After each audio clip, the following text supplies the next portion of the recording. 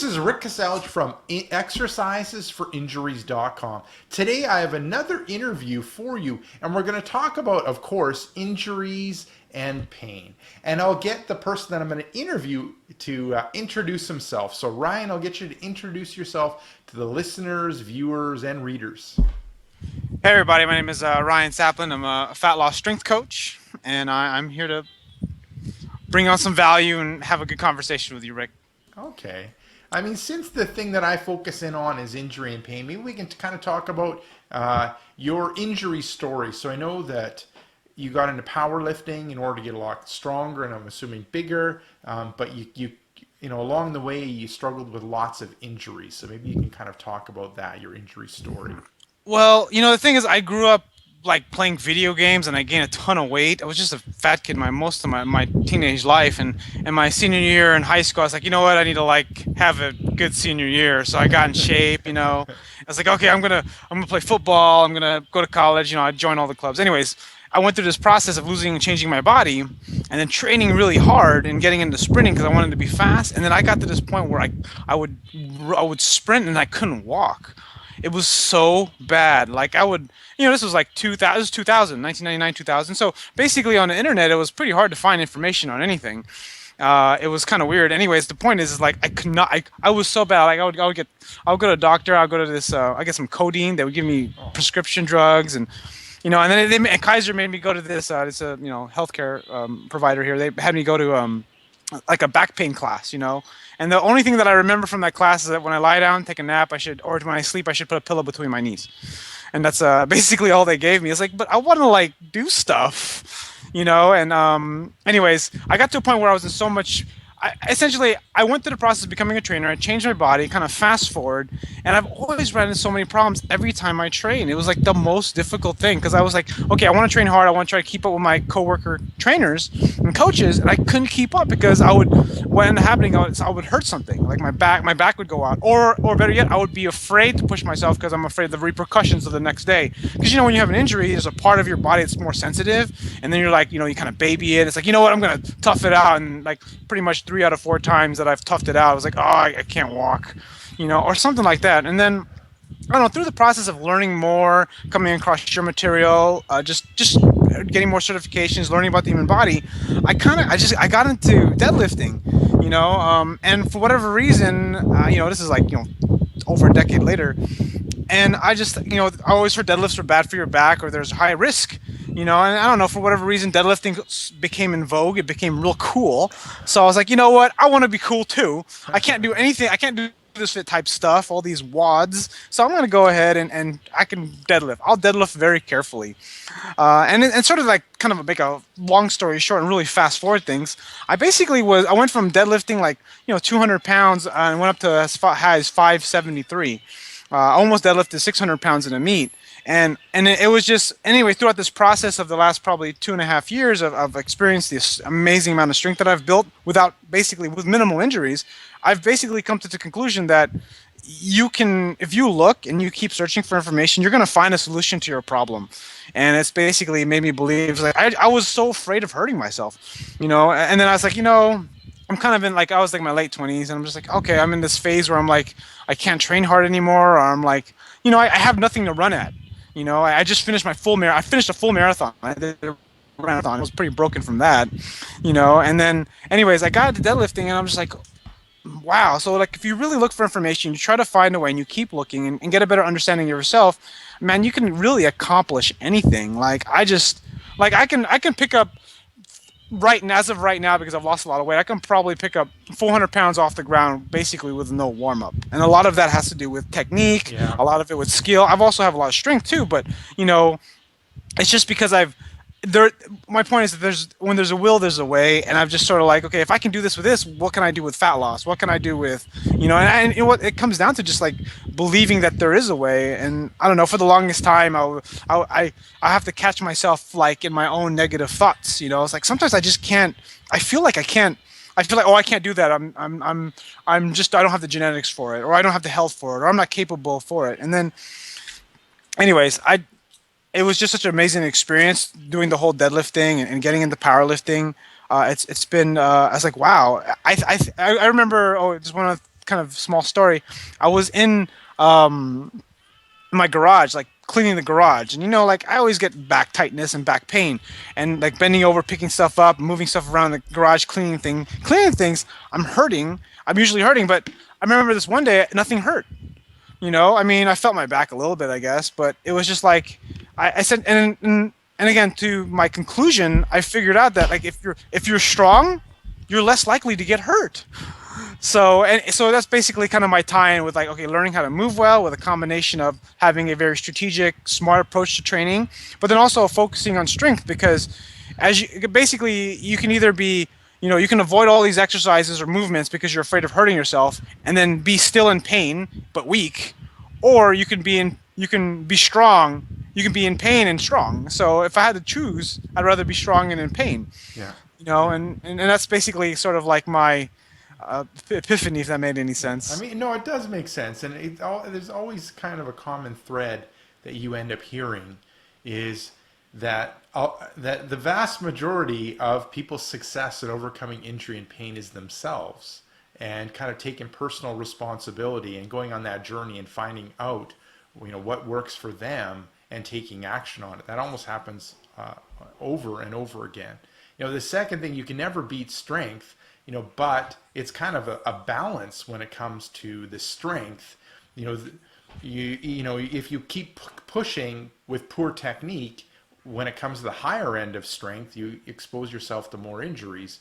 But if you kind of stay in that middle range of staying strong with great technique, it tends to help you and fend off those injuries. I mean, don't push it when it comes to doing your PRs, but I'm quite sure you were like me in the 20s, like you want to do your PR like every single day. Just you get after know? it. And you Attack. can't do that. Like you can't do your personal best or personal record every single day. You eventually things go, and you need to be a little bit smarter when going for that PR. And technique ends up being so important. If you end up having the strength and you end up having the technique, it ends up guarding you so much from injury, re-injury, or aggravating something. It's over and over again. So we talked about back pain. Now, what you also had like shoulder problems, elbow problems. Like Oh, maybe you can talk about that. well, after I What overcame, caused it, and what you did to kind of overcome those injuries. well, I overcame the back pain, and I was like just super strong. And essentially, because I got so strong, I caused other problems. Yeah, So it was kind of close. Like I don't have this back pain anymore, but because I'm having so much fun lifting weights and pushing myself and getting stronger and building muscle, I essentially caused more damage to I caused damage to other areas of my body. Anyways, like I got into squatting, and when you do for people who don't know how to squat or are familiar with like holding a barbell on your back, there's this thing called a low bar squat, and the bar sits further down on your back. And if you don't have the shoulder flexibility for it, it's gonna put a lot of pressure right here in the elbow. And you could get away with it a few reps, a few sets, a few yeah, months, a few weeks, yeah, and then pretty much you're squatting lots more weight more often, and all of a sudden you put your hand. If I just put my hand here, it hurts. You know what I mean? Like, or it can get to that. It got to that point. So essentially, I got to a point where I could not squat for like 2 or 3 months because I couldn't hold the bar back because I had so much sensitivity here in yeah. the elbow, and then also the shoulder was like basically, when do you think my elbow started bothering me? Well, when I started squatting a ton, and then why did my shoulder start bothering me? Well, because I got really into bench press. I got nerding out on bench pressing. Anyways, I always get myself in trouble, but I just have so much fun, and then you eventually I still love it. I still enjoy it. I still do it. I just like you said, you get smarter about Yeah, things. you get smarter about things. Also, it's just no fun. Like, it's no fun being hurt. And and it's and got then to be like you said with the bench pressing. I can't. I mean, when you're younger, you do it you do it every single day. It ends up being part of every workout. But you can't. But you realize you can't do it because it ends up being like you were saying. Kind of the fourth point. You end up getting that cumulative effect, that cumulative negative effect. So if you're doing back squats once a week, twice a week, you're fine. But if you end up doing them every single day, and then you start doing other things like pull-ups that end up putting a lot of stress on the elbow, you end up getting that cumulative effect negatively on the elbow. and it goes from a pain-free thing to an irritating thing to a painful thing to like you can't do anything. You can't do anything. Like Can't do anything. I couldn't squat because I used to squat and bench press in the same day, and now I Yeah. can't do that anymore. Eventually, I got frustrated and I came across your well, fix my elbow band. I forgot who'd you do that with, or yeah, was it? Jed Johnson. Yeah. Yeah, and I remember listening to your call. You had like a bonus call on there, and I was just like, a lot of that stuff helped, and and then the same thing with shoulder. I think Elliot Hulse mailed something I got, and I said he had your product went on the market on sale, and I was like, okay, I'll use this, Yeah. and Fix my just do shoulder pain. Yeah. yeah. So I was doing all that because I was trying to build my. It's like okay, I just essentially all this stuff is just like I need one place where I could just do all of it. I'm just such a big believer that if you're looking for the information, that in itself does so much more for the actual injury than anything else, I think. And then of course you have to find the right information too. But I just think like if you're actively searching, like your brain is already like okay, my elbow or my shoulder, right?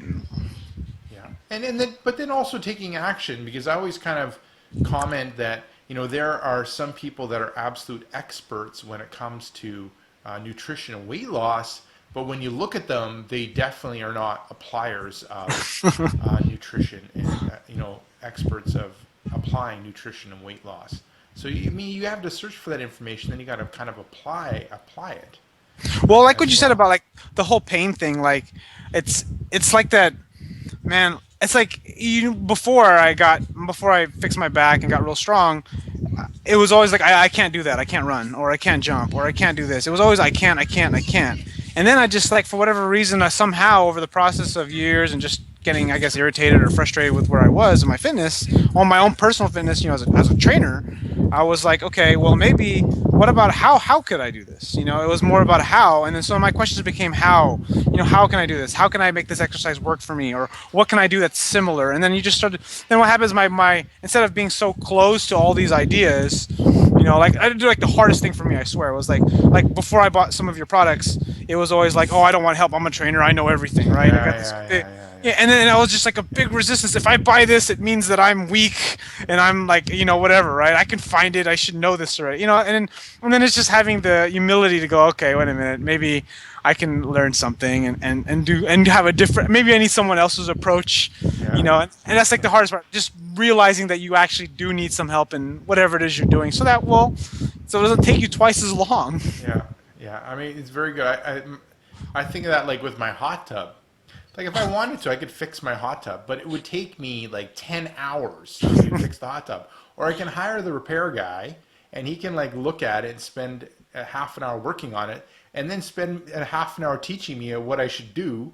And that ends up being a great $50 as opposed to me spending like 10 hours trying to figure it out and probably causing more damage to the hot tub as opposed to just hiring an expert that fixes hot tubs every day and buying an hour of his time and getting him to tell me what's wrong and teach me. I think what happens is for a lot of people, this happens more as you get older. Because when you're young, maybe you want to, Just yeah, listen to us. Listen to us. yeah, no, seriously, When when I you're, was young. yeah, exactly. When I was young, like you're trying to save money, trying to like save money on gas. Like you're really saving 10 cents. Really? Come on. 20 cents. Like the amount of time it takes to go to another gas station that's cheaper is going to cost you more in gas. Yeah. And first of all, you just basically what I'm saying is like as you get older, you have less time, and then you begin to realize like, wait a minute. Like it was funny. My wife, right? She's a realtor. She makes a good income. She's smart, and we're like, we're in the grocery store and I always tell the story. We're going to buy some eggs, right? It's like, well, the eggs are so expensive. That's what she says. And then she says, and she'll go somewhere else to buy eggs, right? I'm just like, why are you even asking that question? You make a good living. We make a good living. We're doing fine. Why do you have to think about whether or not we're going to buy eggs? Just, Yeah. I'm going to get the eggs and just put them in the cart. Yeah. Like, not just the time of actually going to save money on just eggs or gas or whatever, but just the mental energy of having to go like, should I buy this? Is it really? I mean, 50 cents or the extra dollar. You know what I mean? It doesn't make any sense sometimes. But then what happens is we get so stuck in our patterns of thinking that we have to like, okay, wait a minute. I mean, like I said, you're not buying a car, you're not buying a house, you're buying eggs. Yeah. And Yeah, so again, exactly. it depends on the situation. Exactly.